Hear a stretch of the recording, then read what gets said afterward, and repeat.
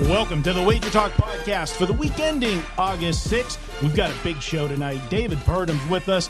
He'll be joining us to talk about the historic deal struck between the NBA and MGM, as well as updating us on how the early betting has been in Delaware and New Jersey.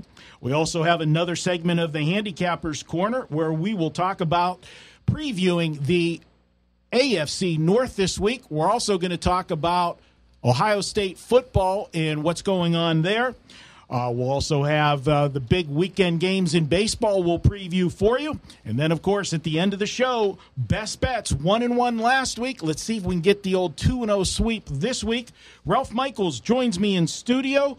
Mark Seidel's behind the controls. I'm your host, Marco D'Angelo, so let's get this party started. Our first guest tonight is David Purdum. I am so excited to have him on the show tonight. You can follow David on Twitter at David Purdum. David also writes for ESPN Chalk, covering all of the big stories when it comes to gambling. David, welcome back to the show and talk about big stories. How about Tuesday this week? Twitter went crazy with everybody with the announcement of the MGM and the NBA forming a partnership. And if you could tell our listeners about this big deal on Tuesday and what it means. Yeah, it is a groundbreaking moment for sure. We had a press conference with Jim Murren, the CEO of MGM, sitting side by side with Adam Silver, the commissioner of the NBA. For all of you guys that have followed all this push to legalization and kind of the league's opposition for all these years, it was a pretty surreal moment there, seeing Silver and Murren sitting side by side. They agreed on a partnership, 3 years for $25 million. Not a ton of money. Basically, the MGM, for that amount of money, gets to use the NBA's logos, the team logos. They can pop them up there on the odds board if they want to, something that's never been done in Las Vegas. They also get access to the direct data feed from the NBA, and a lot of people think that is one of the most important parts of this deal going forward. And then they also can market themselves as the official gaming partner of the NBA and WNBA, so they get a little stamp of approval and reputation boost there from the NBA. So definitely a landmark deal. I think the significance of it is more just the, we have a sportsbook operator and a professional sports franchise, professional sports league partnering right now, and I just think that is still a remarkable thing. David, this isn't going to open up the floodgates, though. Adam Silver was the only one of the commissioners that was proactive to gaming and was in front of it all along. So does it really change anything when we get to the NFL or Major League Baseball? Man, I've been asking that question a lot, and I've been asked that question as well. I don't have an answer for right now. So nobody seems to have any reaction from any of the other leagues. I don't see the NFL certainly doing any kind of deal for just $25 million. You know, they're used to doing $100 million deals at the minimum. But will they end up partnering? Is that the way they're going to try to monetize this? I don't know if anybody knows right now. Of course, baseball has been on the kind of side-by-side, maybe a little bit behind the scenes of the NBA, but they're also supporter of this. I wouldn't be surprised if they looked into some sort of deal. And then, of course, the NHL also, Gary Bettman said this week on a podcast with the Associated Press that the NHL wants a cut. So they're going to try to find a way to monetize it, whether it's through these types of partnerships or not. We'll have to kind of wait and see. David, the interesting part of this deal for me, and I think this deal has two facets to it. I'll get to the second one in a moment. But the part about the data feed, is this something that is going to give MGM some type of advantage over the other books with information as far as how they're going to be doing lines or, in-game metrics and stuff, having this direct data feed? And, nobody seems to really know exactly what's all in this data feed. Yeah, from my understanding, I don't think it's going to be much different than your box scores and your statistics that are coming from the NBA that everybody gets at the media. I think the biggest difference is it'll be quicker. MGM may have an advantage of getting that data quicker And that will, of course, be valuable when we get further along into in-game wagering. For the time being, as far as I know, and maybe I missed something, I don't think it's going to make a significant impact until in-game wagering, which is growing, but it's still got a ways to grow for sure. The other part of this deal, in the back burner of it, I think, is also this is going to help pave the way, I feel, for the Vegas to get an NBA franchise. MGM is already present with the WNBA as we have the Las Vegas Aces here, and having this partnership with the NBA and, being the NBA being friendly with gaming and so forth, which has always been, the bugaboo about bringing a team to Vegas. I think this opens the door that we saw the success that the Vegas Knights had, and, the Las Vegas Aces, again, they're not drawing the numbers that the hockey team did. They don't have the success, and obviously it's a lesser sport at this point, but they still are doing okay. I think Vegas is an attractive destination for a future team.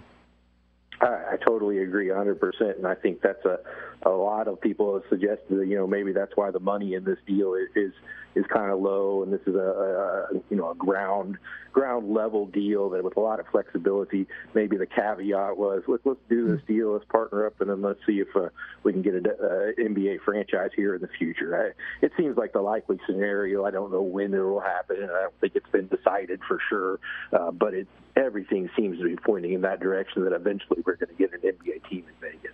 Now, as Ralph said, we don't think that this is going to move the needle as far as the NFL goes because they're their own entity. But do you think that this will move the needle, and I think it has to, with the individual states now? If you're looking, and if there were any states that were teetering back and forth whether or not, they're going to go ahead and push this through to have sports betting, when you see one of the major leagues put their arms out and embrace gambling and say, hey, this is okay, we're partnering with them, doesn't it make it kind of hard for states to, continue to say, no, we don't want sports betting, that the residents of the state should have the opportunity to bet? Yeah, it kind of gives that stamp of approval that, sports betting has lacked for so many decades. Now we have a professional franchise, I say that again, professional league partnering with a gaming entity. That definitely gives some sort of comfort level to some people that were maybe had listened to David Stern in the past talk about the perils of gambling, or, Bud Selig saying that sports betting is the ultimate evil and will destroy a sport. Maybe those, rhetoric coming out of from old commissioners is kind of getting overshadowed or overcome, I guess I should say, by, some of those kind of partnerships. Shifting gears, it's been a while now. Delaware was the first to open. Obviously, it was New Jersey that got all this ball in motion to get us sports betting. Now we've got both of the states up and running. Delaware, what have you seen from the two states so far as handle and what their expectations was? And the second part of it, we're seeing a lot of stories on Twitter where, guys are showing odds tickets or, the betting board or whatever of some of the, what they're putting up. And, quite frankly, some of the money lines in baseball, they've been pretty ugly in some of the books. Absolutely. I've heard a whole bunch about that for sure. I don't have much of an update on Delaware. Their next month's numbers from July were going to come out tomorrow. So be on the lookout for those, and we'll see what the revenue is. The one update in Delaware is that they have put kind of a hold on moving forward with mobile gaming. The state lottery is looking at all the costs of the geolocation and stuff that's associated with it. So they're putting that on hold for a while. I think some people thought, including myself, that it would be a quicker process. But I should quit thinking that, because it always seems to take longer than we think. But then up in New Jersey, the handle's been really massive up there. We have Borgata, we have the Caesars Sportsbooks up in Atlantic City, and then we have the racetracks at Monmouth Park and at the Meadowlands are already up and going. But then transferring to those lines that you mentioned, FanDuel and DraftKings, everybody knows them from the daily fantasy world. They are operating up there, and DraftKings opened the first mobile app in New Jersey yesterday, kind of for a trial period.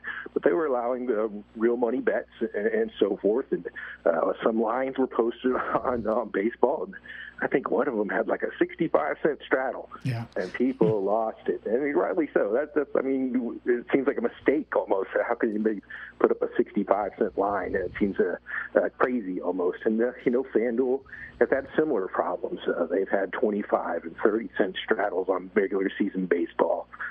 So the prices have been a little bit higher.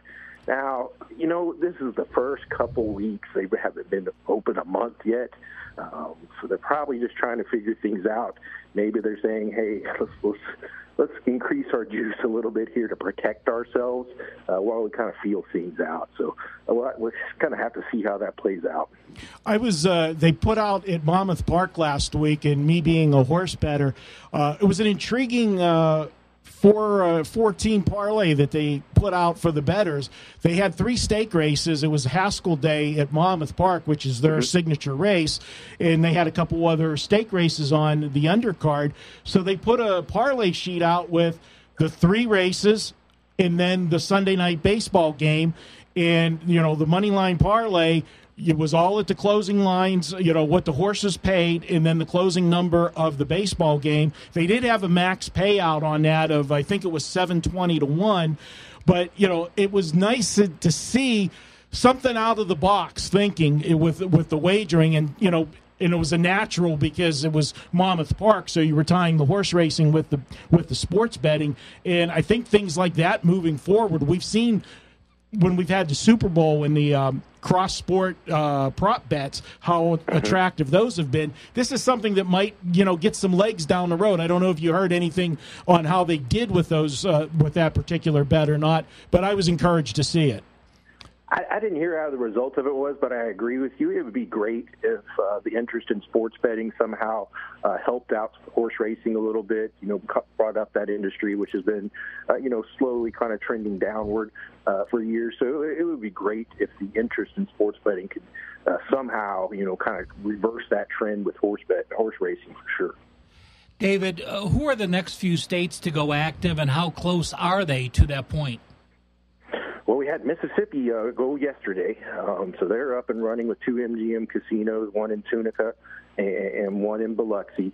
Your next state's going to be West Virginia. They're still targeting to be ready for football season, so they really need to kind of kick in gear here. We got about 3 or 4 weeks till football starts. Then you're going to have Rhode Island, and that's going to they're targeting October 1st. We'll see if they get that up and running. That's a kind of a weird one run by the lottery, brick-and-mortar casinos only. Your next big one, though, is probably everybody's looking at Pennsylvania. We haven't quite got the regulations set there. There are some issues with a high tax rate that has caused some concern from people wanting to apply for a license. They get a $10 million licensing fee, and then the tax rate on the win is like 36%, which is almost 6 times what Nevada's is. So there's still some kinks to be worked out in Pennsylvania. I would see them being up and running. If they got it up and running before the end of the year, I think that's a reasonable guess, but probably early 2019 is more likely. And then next year, I really think we're going to see, 12, 13 states come on board. So it's really starting to happen. Once these other states start to see the results and the money that's on the table, they'll fast track it. But I can tell you from somebody that lived in Pennsylvania and went through the legislation when they brought the slot machines in and how long that took. Pennsylvania doesn't do anything quickly. They're going to get there. It's a state that gambles. There's, just look at the bookmakers out here in Vegas. I think half of the sportsbook directors came from Western Pennsylvania, Pittsburgh, and then right across the border into Ohio and Steubenville and Youngstown.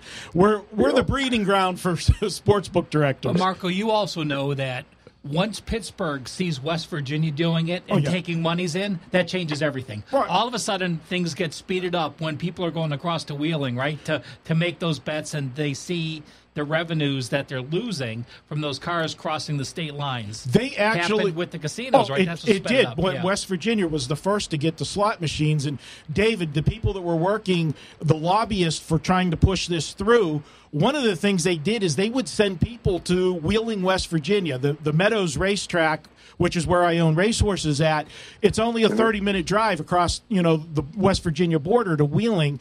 And they were sending people down there to take pictures of cars in the parking lot. All of the Pennsylvania license plates that were there at Wheeling Downs, because they could bet, or gamble on slot machines and that. So it'll happen. It's just even once they passed it, it took actually almost 2 years to get the first slot machine in once they passed the legislation. And I had a vested interest in that because the racetracks got a big piece of that, and it changed the racing in Pennsylvania as far as the purses went for horse owners. Last question, David, before I let you go.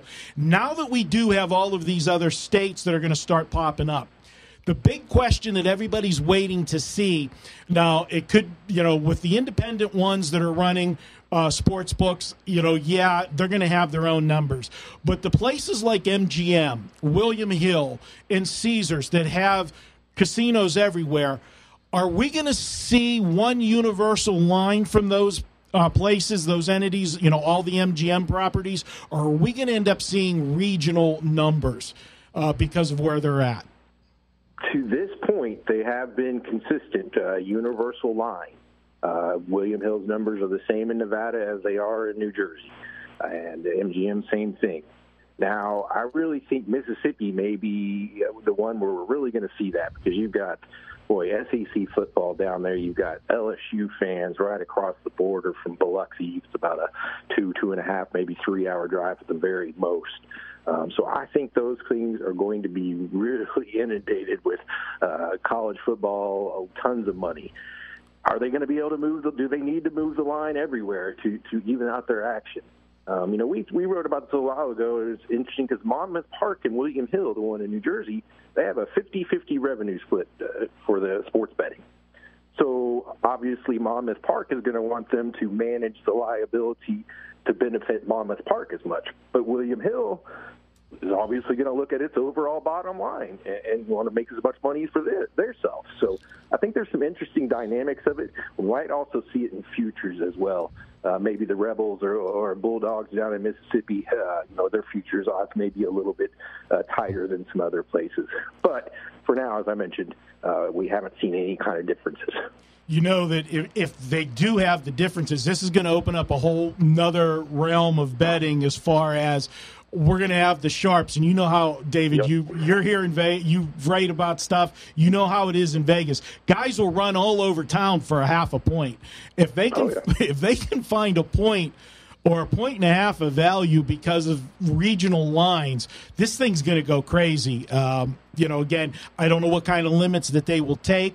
Maybe they'll be more careful on the regional teams because it is going to set up, for guys looking for the sharp numbers that they'll end up taking, getting action on both sides with those. So this is interesting stuff, and this is why, I got to tell my listeners, you got to follow David on Twitter. His stuff that he puts out, the articles that he writes for ESPN, if you want to know anything about what's going on in the gambling world, this is the guy to follow. He breaks the stories, usually the first one to the party with the stories, and it's just a great follow. And, for me being in this business, David, I want to know everything that's going on everywhere, and you make it really easy by following you to do that. Oh, that's too kind, Mark. I appreciate that. No problem, Dave. I look forward to having you on the show later in the year because this is just going to continue to be a growing story as more people take bets. I can't wait to see, what goes on in these states on the opening Sunday NFL. You know how the books are out here on a Sunday morning and with the lines. I can just imagine what they're going to be like at places like Monmouth Park and such in New Jersey. Chaos. All right, David. Hey, thanks again, buddy, and we'll catch up with you down the road. Thank you, guys. It's Manic Monday, and that means every pick at WagerTalk.com is just $9. Get a play in any sport valued at up to $30 for just $9 each and every Monday at WagerTalk.com.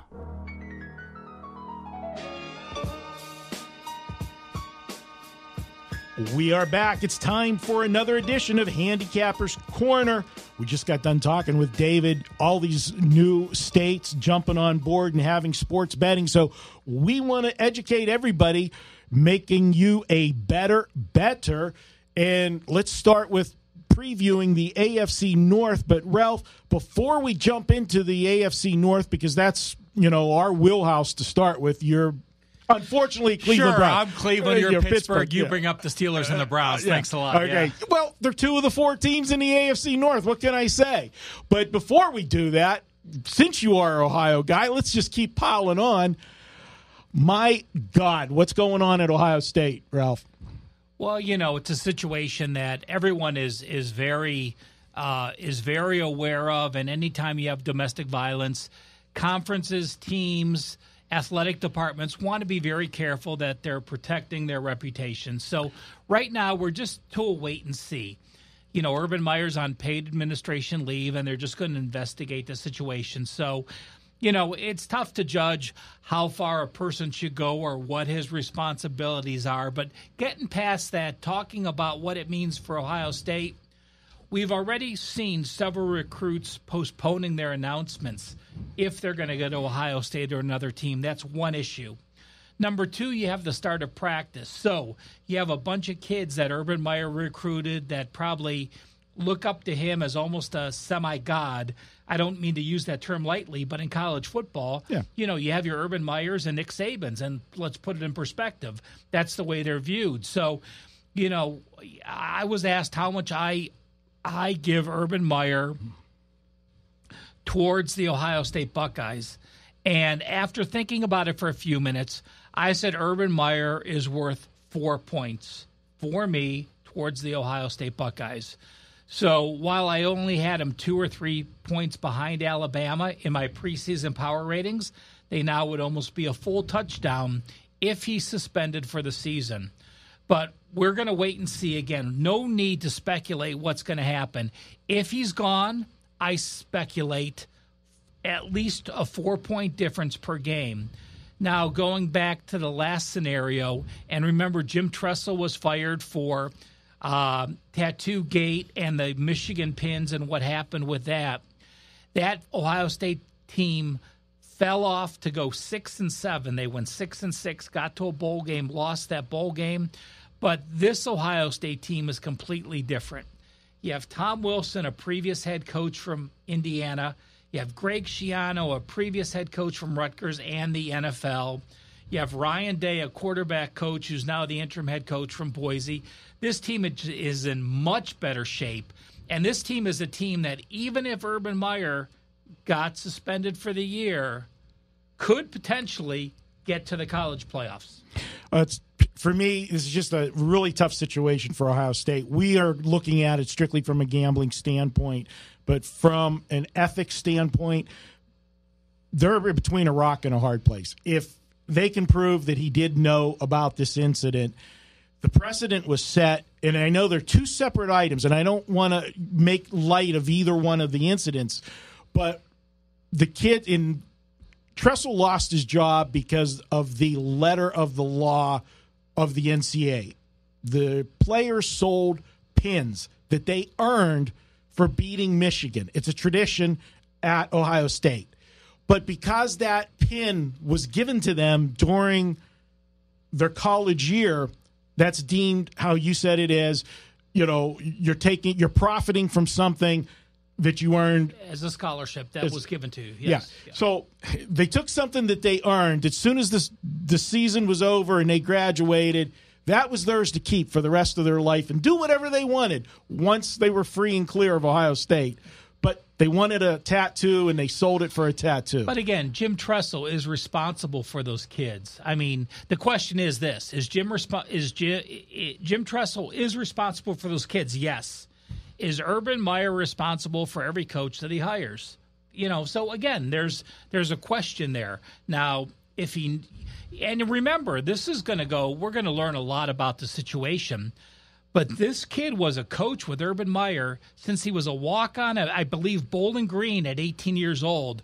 Urban Meyer and his wife, Shelley, talked to these kids often, told them to go into counseling. They were very active in their lives. So, yes, Urban Meyer knew probably of situations. Did he know of specific situations? We're getting into like Watergate situations here. And, again, we'll let that pan out to see what happens. But, everything goes down to this. If Urban Meyer wasn't asked that question at media days, he probably would still be the head coach here, and we wouldn't have heard anything about the story. But, since that did happen, the ex-coach's wife did get interviewed, and she basically said this. She said, I showed Urban's wife's pictures, and I assumed she told Urban, so therefore Urban should have known. So it really is going down to hearsay. We'll see what happens. We'll see how things get handled. And again, from a betting perspective, we'll keep you on top of the situation when things are confirmed,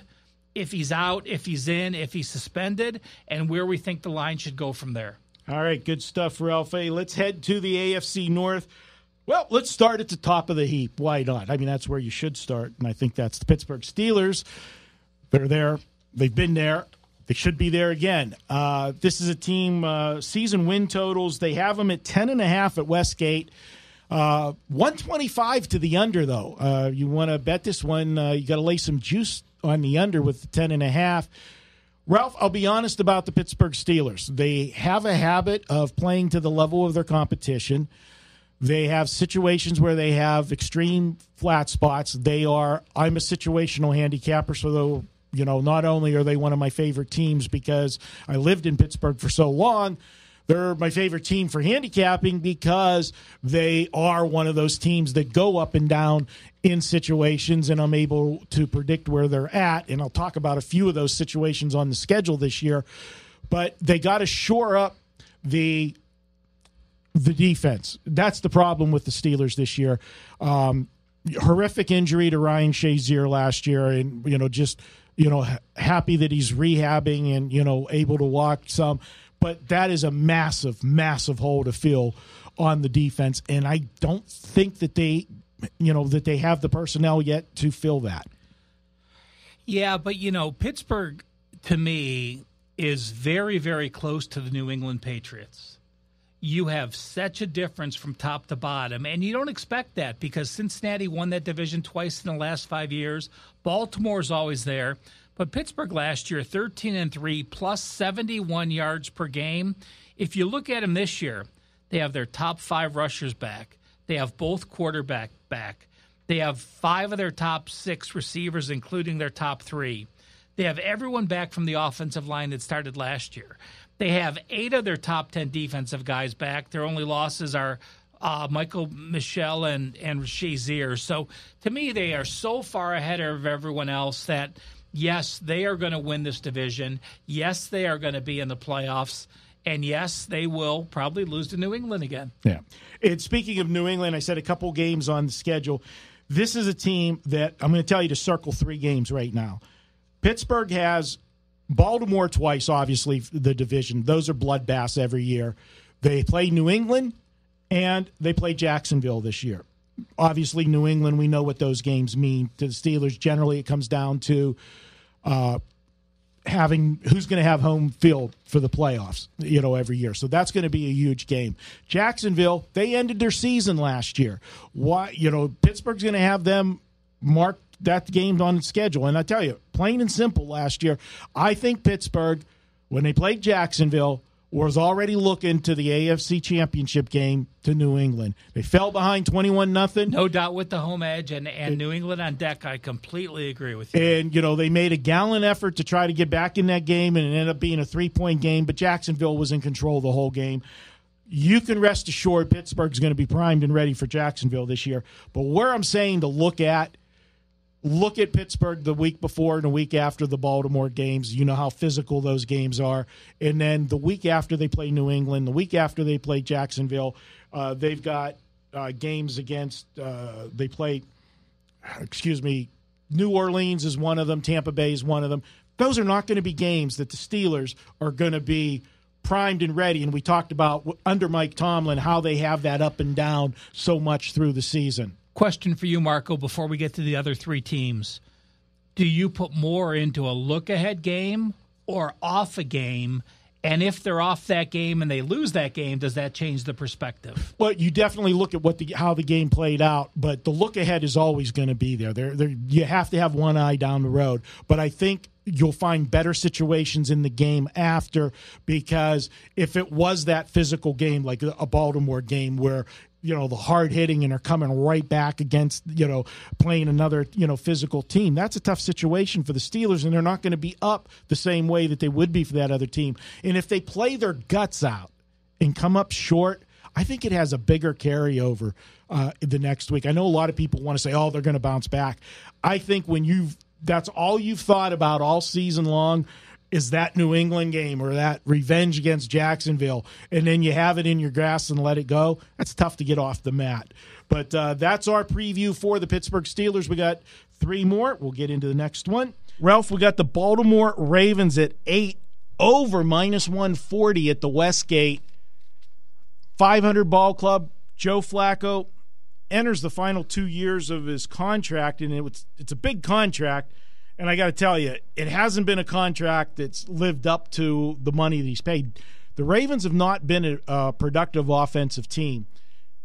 Is this going to be a year for Flacco where he's going to hear those footsteps? Because every time he throws an interception or the offense is struggling, you're going to hear the crowd. They're going to want Lamar Jackson. Well, be careful what you wish for. But, I see Baltimore and Cincinnati both in the exact same boat. We talked about why I think Pittsburgh is such a good bet to win this division. Flacco's aging, and then you lose Mike Wallace and Benjamin Wallace, his top 2 receivers. That leaves your top receiver to Jeremy Maclin, who started 12 games last year, had 440 yards. Alex Collins doesn't scare anyone on the ground, 973 yards, 4.6 yards per carry. But you look at Baltimore on the season last year, it's hard to imagine. Baltimore was minus 19.7 yards per game. That was worse than the Cleveland Browns. And to me, they're just an aging team. Yes, they have everyone back on defense except Ladarius Webb, but they seem to have not had that transfusion of young talent. I see Baltimore and Cincinnati both fading under 500, and that rivalry against Pittsburgh starting to fade a little bit. Yes, they'll be excited. Yes, they may pull the upset at home, but I expect they'll probably be a home dog against Pittsburgh in the situation. And I think Baltimore, if they get to 500, it'll be a good year for that team. 2 things to point out on Baltimore. One, they did go out and get Michael Crabtree and Willie Snead to try to help them on with the wideouts, because Flacco definitely needs somebody to throw the football to. Last year, this offense, Ralph, 27th in offensive total yards and passing yards last year, yet somehow they managed to go 9-7. 2 reasons. One, they were plus 17 in turnovers.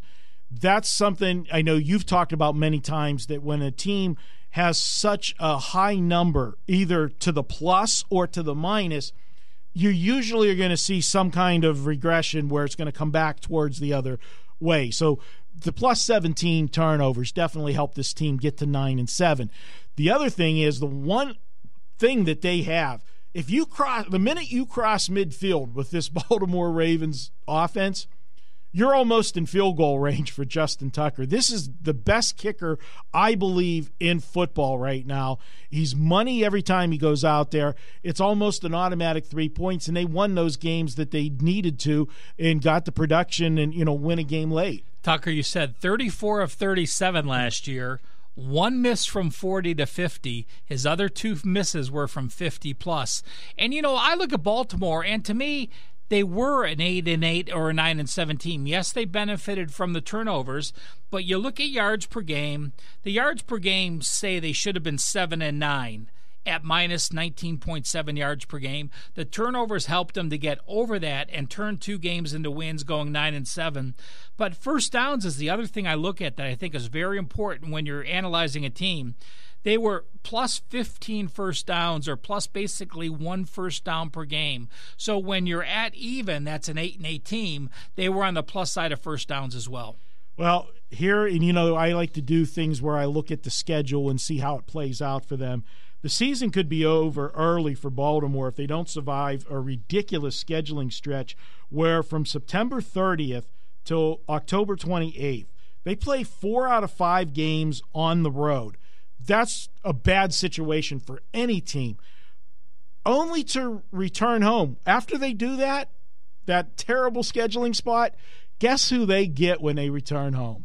Would that be your Steelers? That would be my Steelers, their bloodbath game. So, Ralph, this is a spot, again, where we talk about situational spots. This is going to be bad for Baltimore. If they somehow manage to get through that Pittsburgh game after that schedule in front of that, you got to sit there and look the next game after that, because this is going to be a team that's going to be drained. These are spots, and when you talk about looking at situations and scheduling, and there are places that put up, line. You can go to CG the here in town CG has lines on every game except the final week of the season. Right. Yeah. So this is a spot where the line might be right now what it should be if everything plays out the way it should. But if they have a bad stretch there and then they lose to the Steelers, they could be out of the playoffs at that point. Or perhaps, would you go and bet the Steelers game now?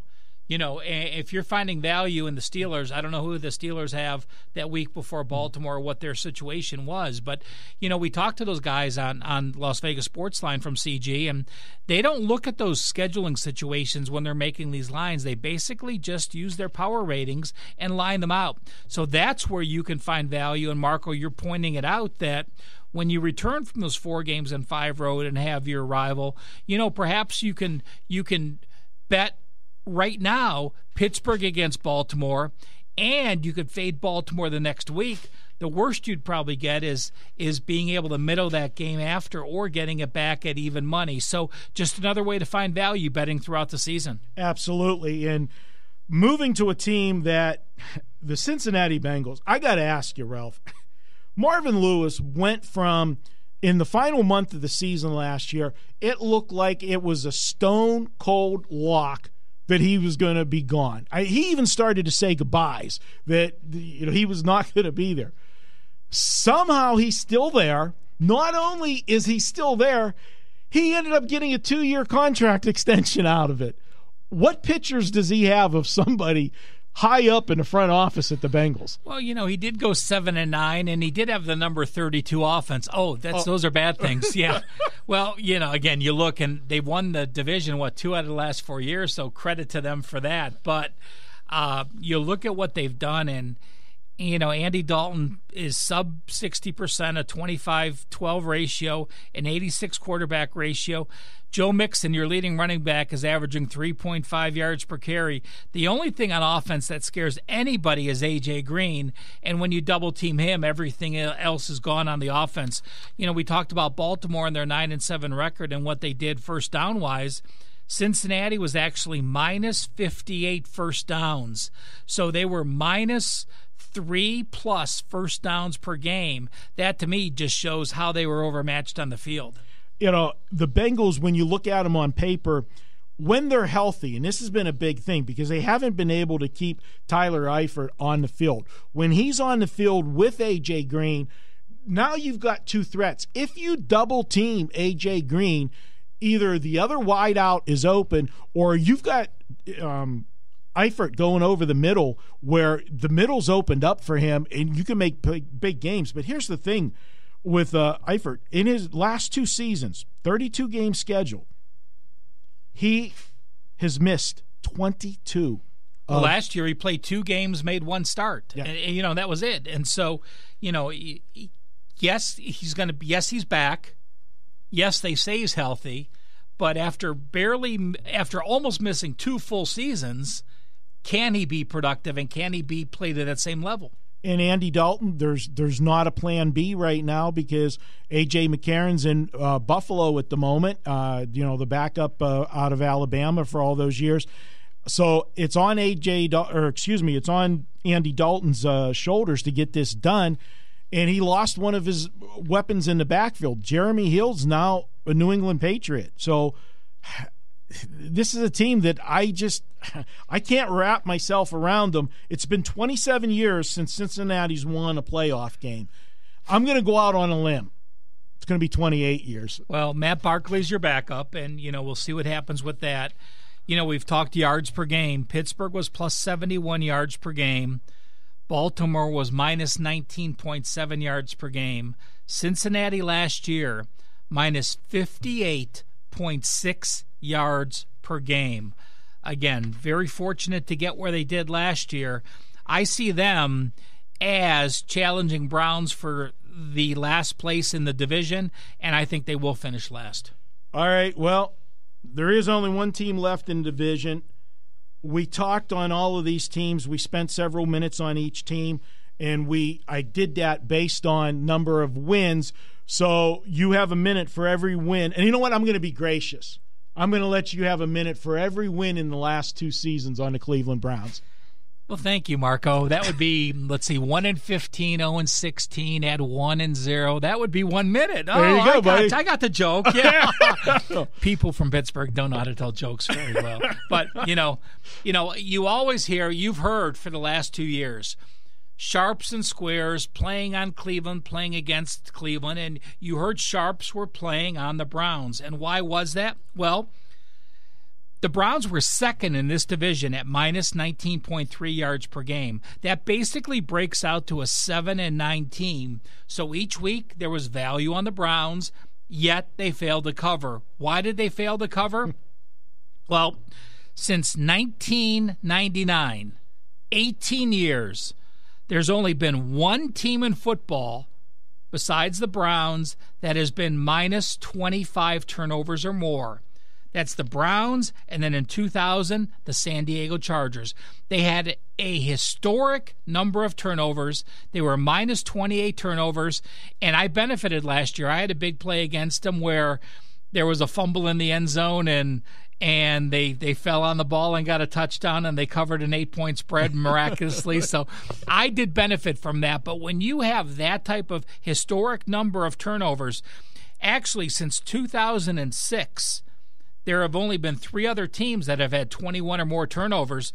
The last 2 teams, the Dallas Cowboys and the Kansas City Chiefs in 2015 and in 2012, actually improved by 9 wins the season after having this many turnovers. So, that's why there's a lot of people buying into the Browns. That's why so many sharps have been on the Browns, just to explain it. To me, you don't know what you're going to get. You have new quarterbacks, you have new running backs, you have new receivers. There's talk they're going to sign Dez Bryant. The defense was solid, and first downs, they were only minus 25. And again, yards per game, they were only 10 yards per game difference between the Patriots and the Browns last year. That shows what turnovers cause you to have an 0-16 season. And put all those turnovers, Ralph, 6 of their 7 losses last year were by 7 points or less. Or I should say 6 of their losses by 7 points or less. 4 of those 6 games were decided by a field goal. So definitely the late turnovers were killers for them. Tyrod Taylor comes in. He's supposed to be the starter. We're hearing a lot of stuff. Oh, Baker Mayfield's looking good already. He could challenge for the job.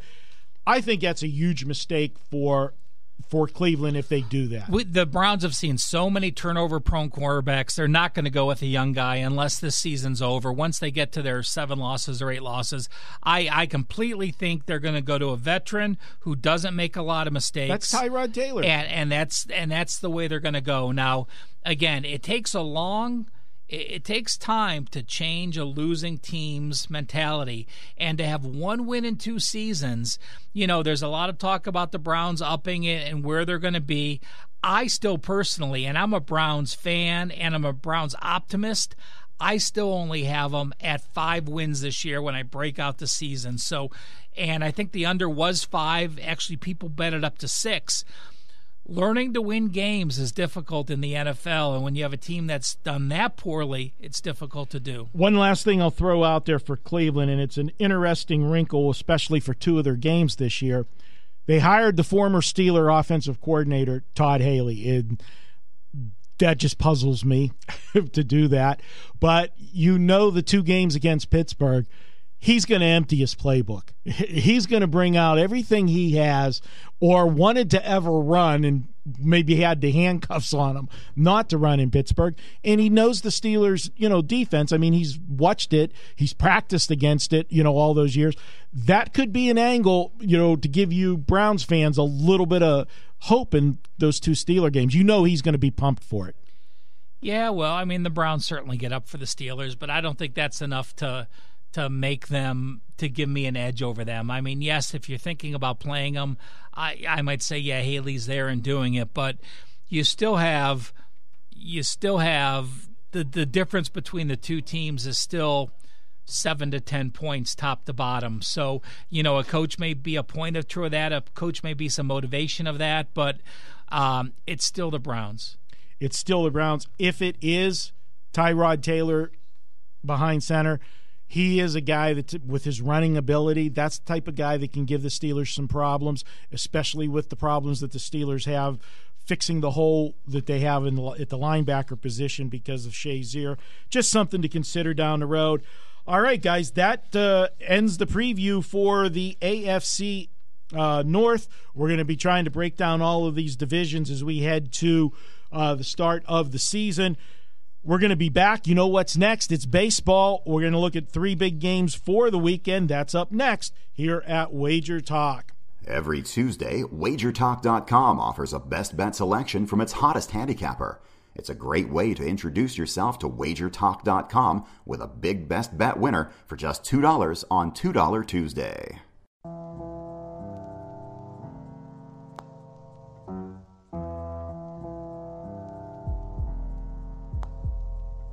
Welcome back to the Wager Talk Podcast. Time to check out the weekend baseball action. And we've got a good one to start on Friday night. A month ago, wouldn't have thought this would be a good one, Ralph, because the Pittsburgh Pirates were dead in the water. Everybody was complaining in Pittsburgh. Same old Pittsburgh, selling off everybody. It started with Garrett Cole in the offseason, Andrew McCutchen, and then all of a sudden, for the first time, the Pirates were a buyer at the trade deadline, and they are playing good baseball right now. Marco, if we would have bet that Pittsburgh has a better record than St. Louis on August the 2nd, I would have lost my case of Miller Lite, or for you, your 24 cannolis would have been the payoff. But, Pittsburgh at 67-58 as we talk on this show, and St. Louis 66-58. Pittsburgh a half a game ahead. Well, Pittsburgh gets the start of the Chris Archer era on Friday night. He comes from Tampa. He wasn't having a banner year there, but I got to tell you, Ralph, one of my favorite angles is when you get these pitchers that have pitched their entire career in one of the leagues, especially if it's the American League, because when you switch over from the American League to the National League, you're going to automatically see a jump in these pitchers' numbers. One, because you're not facing a DH for first 2 times through the lineup. Number 2, you're not having to hit. You're not having to hit. And now just the change of scenery. We've seen already. Listen to some of the guys, what they have done since they've been traded. You had Cole Hamels last night against the Pittsburgh Pirates. Pitches a masterful game. He was having a mediocre season. Yeah, best mediocre. Gets traded, and all of a sudden looks like the old Cole Hamels. Tyler Glasnow, the other piece in this trade for getting Archer. He did the Tampa Bay, which they do the bullpen by committee where they throw relievers to start game. He started, went 3 innings, gave up 1 run, pitched well. You had Manny Machado in his first Dodger home game. What's he do? He hits a home run. Last night, Brian Dozier in his first game with the Dodgers got traded. Not only hit 1 home run, but hit 2, including the game winner in extra innings. Talk about a debut for him. And then you had Nathan Eovaldi, his first start with the Red Sox after getting traded. He throws 7 scoreless innings. I'm looking for a big outing and from Archer. J.A. Happ. J.A. Happ against Kansas City threw 6 innings, 3 hits, 1 run. That was Kansas City. Yeah, again, but you make that move and you go for the Yankees, you now are feeling pressure. So, yeah, I completely agree with you that you get a bump. And Chris Archer, 7 years with Tampa Bay. And, you looked at Archer. 2013, 2014, and 2015, he had the exact same ERA, 3.2 something. And then it starts to regress. He had a 4.0 ERA in 2016 and 17. And I think a lot of that is just, we talk about mentality often. It's when you're on a losing team and you don't, once you get past April and your playoff hopes are dashed, it's just draining on you. So this is just a revitalization of these pitchers to go and finally pitch. Play for a contender right now. To pitch when it means something in August. And I completely agree with you with Hap. I mean, with Archer, I think he's in a situation now where, he had a better ERA than he's done, and St. Louis for Gant. Now, St. Louis's Gant, his 4 starts in July, he's only averaged 5 innings per, a 3.51 ERA, but he's got a very high whip, a 1.36 whip. And that's because he's had 15 walks in his last 25 and 2/3 innings. So that really can get a pitcher in trouble on the road. I think this one in Archer, Pittsburgh won the first 4 in the series. St. Louis has won 5 of their last 6. But I'm back to being a believer in Pittsburgh with Archer on the mound. This is the make or break series for them with St. Louis. They got to come out of this series taking 2 out of 3 from them. They have an advantage going into this one because they had a day off today. St. Louis didn't. St. Louis had to play. They played an afternoon game, came from behind to get the win. They're starting to play better baseball, too. They fired the manager the day before the All-Star break, and now they're finally putting some things together. It's going to be an interesting series, but, yes, I agree with you, Pittsburgh, in Game 1. Marco, moving to Saturday, we were going to talk about the Yankees in Boston, and we don't want you guys thinking we forgot about that incredible series, but J.A. Happ got scratched, so we switched that to Toronto-Seattle. But, for those Yankees-Boston listeners, we know it's a huge series, Yankees trailing. Dave, of course, I was on Sportsline prior to this, and Dave says, I don't care if Boston sweeps. I still have to worry because it's the damn Yankees. So even with a 5.5 or 6.5 game lead that they have, those Red Sox fans are never comfortable with that lead. But, let's talk about Seattle and Toronto. And, of course, we have to start it off with Paxton, who had the no-hitter, who seemed like the best pitcher in baseball the first few months, fell off after that in June. But what do you make of him now, the way he's pitching, and Seattle clinging to their playoff hopes? Yeah, Seattle's in a dead heat race for that final playoff spot against the Oakland A's. And Seattle, they've tailed off. The whole team has tailed off. After having that hot streak, they came out of, right before the All-Star break and coming out of it. Seattle's not playing great baseball. They had the big series this week at home against Houston. They were entertaining games to watch. Old school baseball as far as pitching duels go. Had some great games, but they're not scoring runs. And Paxton, as good as he's been, his day starts is his worst ERA. And this is a game where I got to look at trying to find some value here. You got Toronto with Marco Estrada on the mound. He just come off the DL. And after having a fabulous month of June, where he pitched 5 times in June. He had an ERA of 2.35 and a whip of 0.98 in June. Then his first start in July was horrible. Something was wrong. Put him on the DL. Came back his last start, end of the month, and didn't pitch well in that first start back. But I expect this one to be better. And if he gets it back to anything close to what he was doing in June, I think this is a live dog with a team that you're going to pay a premium on Seattle because of that must-win factor that's hanging over their heads. Seattle went on an incredible run. I think they were 18-3, something like that, as a home favorite. But they are now 20-6, their last 26 games as a home favorite. And you think, well, if you have your best pitcher on the mound and you're that good, that's an automatic play on. But take a look at what Paxton has done. He is only 4-3 as a home favorite with an average line of minus 215 and 1-6 on the run line.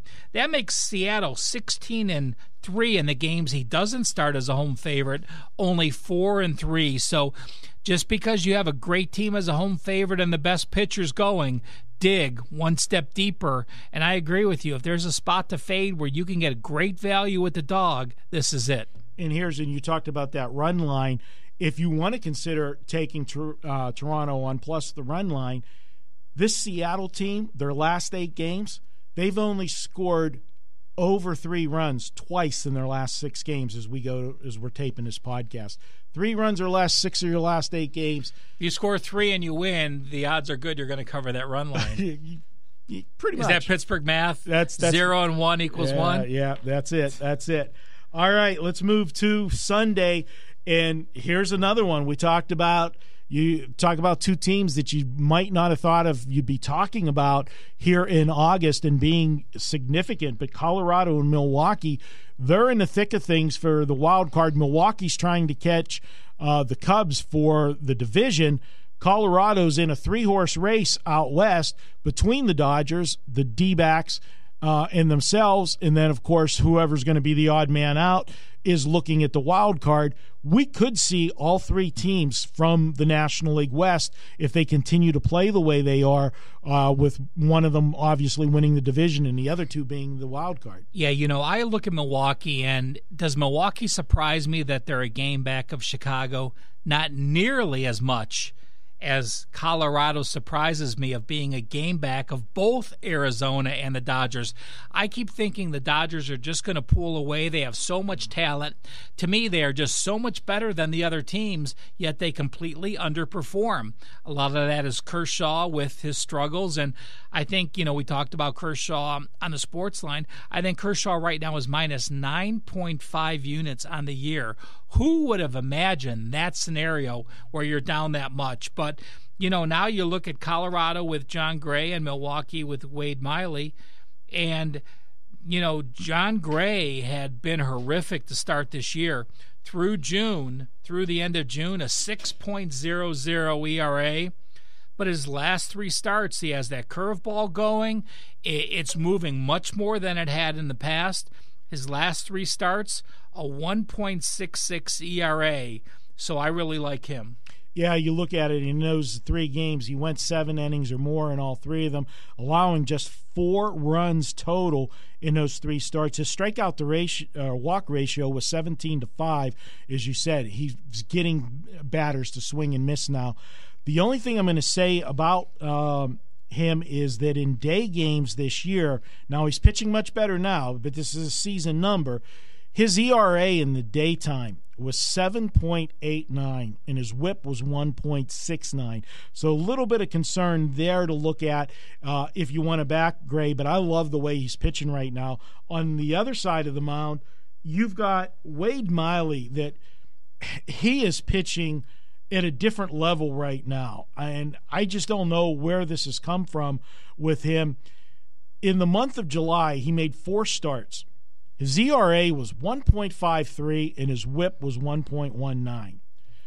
And let's not remember, Miley only had 2 starts the entire year until that July starts. Yeah. He made 2. He was on the DL, made 2 starts, May 2nd and 8th, and then he spent another several months on the DL till he came back July 12th. So you're talking almost his entire body of work with those starts in July. Right, but here's the one thing that concerns me about those starts, and you can't argue with the ERA, you can't argue with, the whip, but did you look at his strikeout to walk ratio? Yeah.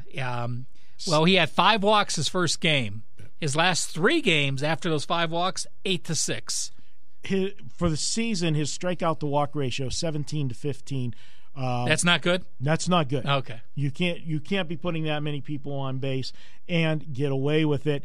I keep waiting for the other shoe to fall on him. The metrics guys, they're doing the same thing because the metrics say you should be going against Wade Miley. I'm going to look for him. He had a big game the other night in L.A. You look at Colorado, 20-8 over the last 28 games. I'm not going to jump in front of Colorado right now. I think Gray, the way he's pitching right now, and if you go back to last year, Ralph, he did the same thing. Gray got hot in the second half of the year, and he just rolled the rest of the year. If he's going to do that same thing until he throws a bad game now, I got to ride them. I'm going to go with Gray on Sunday. I lean with Gray. I also like the under. A lot of people look at this game, and Milwaukee's going to be favored because they're 63-48 compared to Colorado's 58-49.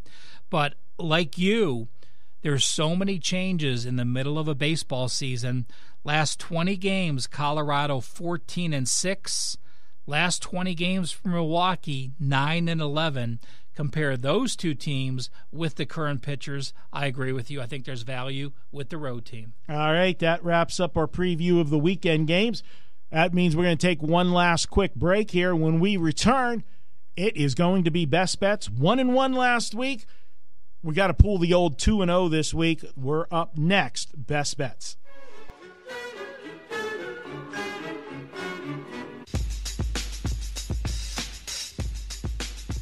All right, we're back. Best bet time. We've got two of them. We're going to start it off. They're both Friday night plays. Going to start with you, Ralph. You've got one on Friday, but before you get to your best bet, you've got a special going at WagerTalk. This special is unbelievable. I'm a guy, Vegas is known for buffets.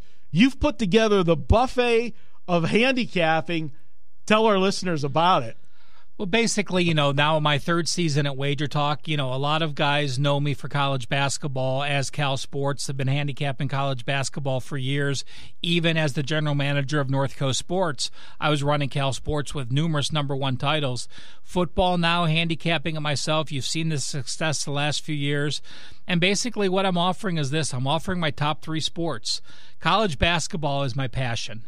How about if I told you can get the college basketball season for $333? Starts in November, ends the first week in April. How about if I told you can get the college football season April 25th all the way through the national championship for $333? Oh, yeah, let's add in the NFL. Passing in the Hall of Fame game tonight, so you're not going to miss anything. Next weekend, first full weekend of preseason through the Super Bowl, $333. Top 3 sports. College football, NFL, college basketball, $999. It's only going to be up there through next Thursday. You go to WagerTalk.com, go to the Cappers pages, look for Cal Sports. You'll find that special, no coupon needed, 3 sports, 3 full seasons, $999. And let's move right to my best bet. It is on Friday. It is a totals play. Cincinnati was a red-hot offensive team a few weeks ago. They were the #1 hitting team in the month of June. They slumped. Now they're back. Since the 25th of July, they are averaging 4.7 runs per game and over 12 hits and walks. Since July 15th, Washington, the #1 offensive team, averaging 6.6 runs per game. Friday, Cincinnati, Washington, DeSclafani and Gonzalez over 9. It's my best bet. Now, you guys know Marco and I have this little rivalry. Pittsburgh, Cleveland, Steelers, Browns. I can talk Indians. He can't really talk Pirates. I can talk Cavs. He doesn't have an NBA team. How many championships do the Indians have? Anyway, I come up with a $999 3-sport special. Marco, of course, has to one-up me, and yes, it's an even better deal. Marco, congrats. And you listen to our listeners. I know a lot of you guys use multiple services. This would be the time to do it. Go ahead and tell us about your incredible offer. All right, this is going to be good through next Saturday night, and then the deal is gone. It's only going to be good through the first week of the preseason, not counting the Hall of Fame. You can buy it now. 1 calendar year is $1,750. That gets you everything, all sports, every play. Let's put it in perspective. That's $150 a month, all sports at $1,750 a month. It's less than $3. Yeah. Oh, that okay. With this deal, if you use coupon code Marco750, that's Marco750 for through the first week of the preseason, you can take $750 off the package. $1,000 gets you 1 full calendar year. That's less than $3 a day. I had to charge $1 more than Ralph because I had to do that. I wanted to get that extra buck. So, if you want to go to the strip club, I'm $1 ahead. I'm ready to go if you buy both of us. Marco, tell us about your best bet. Also on Saturday? Friday. Excuse We're me. also on Okay. Friday. We talked about the game already, but I'm going to add a little twist to it. We talked about Pittsburgh and St. Louis.